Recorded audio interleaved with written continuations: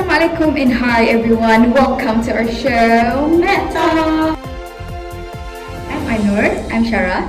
Today we are going to have a deep talk about a disease called uterine fibroid.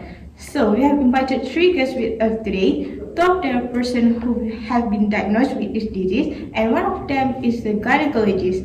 So they are here to share more information about this disease and to create awareness about it. So please give them a round of applause.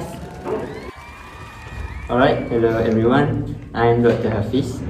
Hi everyone, my name is Fatiha. Hi, I am Adriana.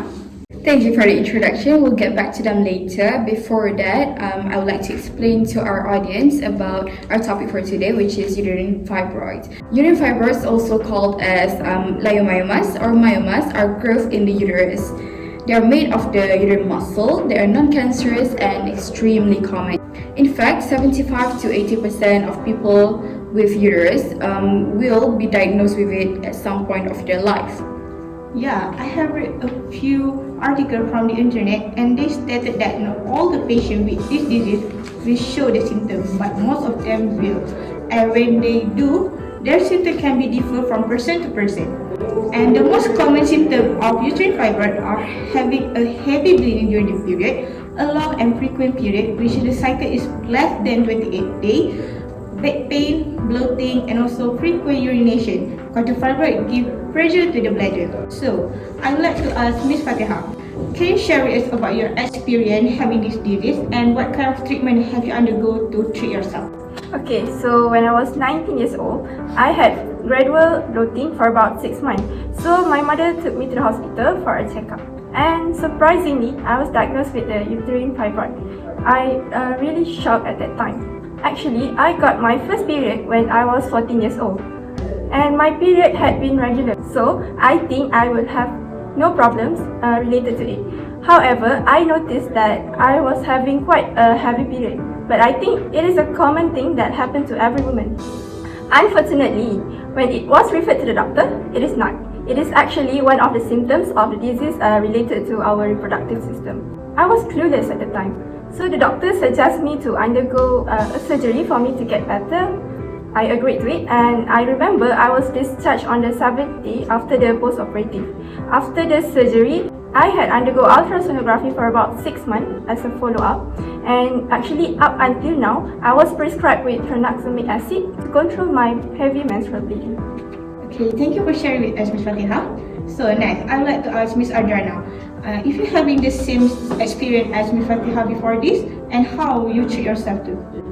So yes, I had similar experience just like Miss Fatiha just now. I had my first period when I was 11 years old, and everything was normal until when I was 14 years old. I started to have a heavy and irregular menstrual period that lasting up to 6 days, and I also experienced several abdominal and back pain. During that time, I was having a very hard time because my emotional is unstable and I can't even focus on my study. I knew something was off by then, so I decided to Google on the internet about my symptoms, and it suggested that I might have the uterine fibroids. But I don't quite agree because there's no medical history in my family that related to the uterine fibroid. But my family convinced me to see the doctor, and after the doctor's consultation, I was shocked with the MRI result that shows a large mass that extending 3 centimeters in my uterus. So the doctor suggested me to undergo surgery in order to remove the mass, preventing it to grow bigger. So at that time, I just agreed to all the possible solutions, since all I wanted at that time was to be healthy again. So about 3 months before the surgery, I received an intramuscular injection in order to reduce the volume of the mass and to decrease the blood loss during the surgery. So for about 22 days after the first injection, I was admitted again to the hospital because of high fever and intense abdominal pain, and I told the doctor that I can't endure the pain anymore. So the doctor decided to immediately do the surgery to remove the mass, since it's growing bigger that time.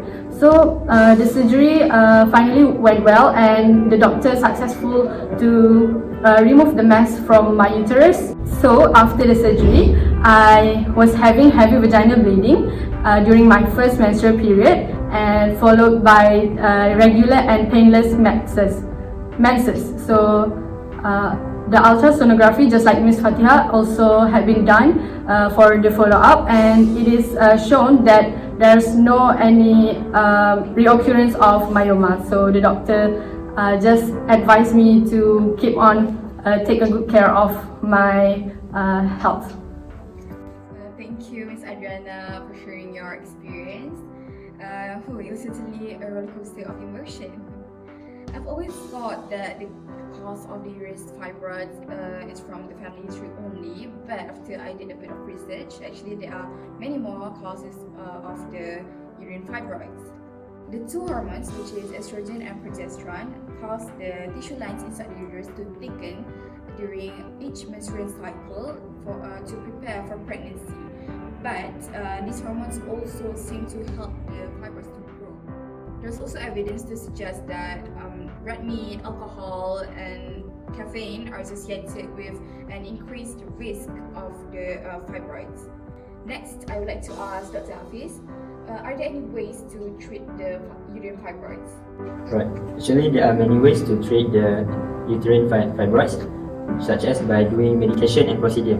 And for medication, the first one is gonadotrophin releasing hormone, GnRH agonist, like ifrolite and ephedrine. They can help to treat the fibroids by blocking the estrogen and progesterone, which may help to shrink the fibroids. And the next one is using antifibrinolytics, such as tranexamic acid, like what have been taken by Miss Fatiha just now. It is used to reduce the symptoms during the menstrual periods. Okay, the next one is non-steroidal anti-inflammatory drugs, or known as NSAIDs, like acetaminophen. It can be effective to reduce the pains during the time that they have the disease. And the next one is by doing procedure. First one is endometrial ablation. This is involve the removal of the fibroids by using high frequency of radiation.